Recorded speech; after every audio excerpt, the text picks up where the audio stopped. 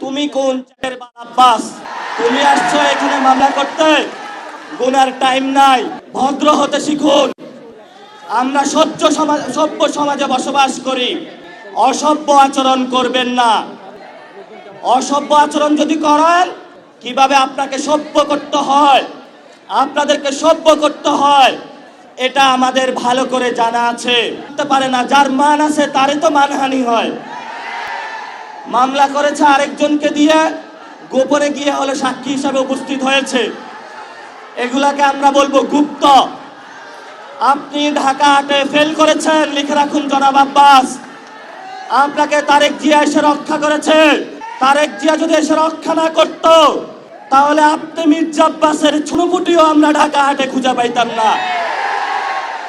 হালে পানি আছে, এখনো বেঁচে থাকার সুযোগ আছে। ভদ্র হন, ভদ্র হতে শিখুন। আপনাদেরকে সভ্য করতে হয়, এটা আমাদের ভালো করে জানা আছে। ওরা আমাদের ভয় দেখায়, আমরা এক আল্লাহ ছাড়া কারো কাছে ভয় পাই না। মামলা হামলা অনেক আগেই পার করেছি। শেখ হাসিনার আমলে রিমান্ডে নিয়ে আমাকে মাথা নিচের দিকে দিয়ে, পা উপর দিকে দিয়ে সারা রাত নির্যাতন করেছিল, কখনো আপোষ করার চেষ্টা করি নাই। তুমি কোন চাটের আব্বাস? তুমি আসছো এখানে মামলা করতে? গুনার টাইম নাই। সিনিয়র সিটিজেন আসেন, সিনিয়র সিটিজেন আসেন।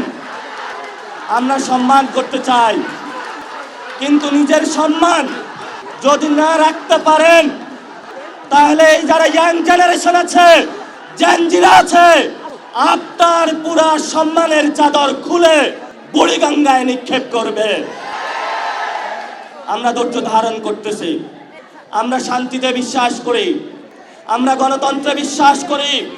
ওই দিন নির্বাচনের দিন আমি যদি সেইখানে কনফ্রন্টেশনে যেতাম, হাজার হাজার স্টুডেন্ট হসপিটালে থাকতো। আমি গণতন্ত্রে বিশ্বাস করেছি, কিন্তু গণতন্ত্রের নামটা আপনারা ইঞ্জিনিয়ারিং করেছেন। আমরা এখনো সহ্য করছি।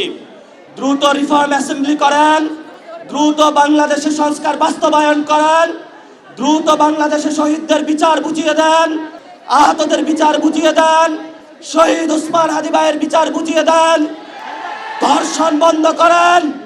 নরসিংদীতে গতকাল একটি ধর্ষণ হয়েছে। আপনার সন্তান আছে, তাকে আপনি নিরাপত্তার চাদরে আবৃত করে রাখেন। আমার সন্তান, আমার মা বোনের যেদিন নিরাপত্তা দিতে পারবেন, সেদিনই আপনি জনতার প্রধানমন্ত্রী হবেন। এর আগে হবেন না।